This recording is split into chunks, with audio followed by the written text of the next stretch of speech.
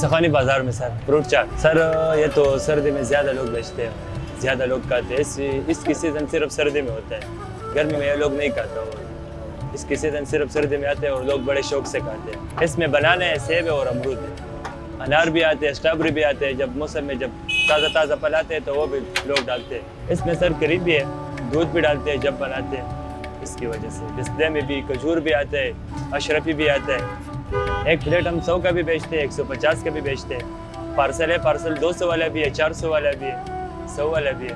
हम तकरीबन 8 बजे आते हैं, तकरीबन 10 बजे रात जाते हैं। जी, ये तो हम डालते हैं, प्लेट में भी डालते हैं। ये तो इसके साथ मिक्स होता है, इससे हम फ्रूट चाट बनाते हैं। ये जो डिस्प्ले में पड़े, ऊपर डिस्प्ले में और भी पड़े हैं, प्लेट में भी डालते हैं। कराची वाले हमारे भाई है, अल्लाह उसको खुश रखे।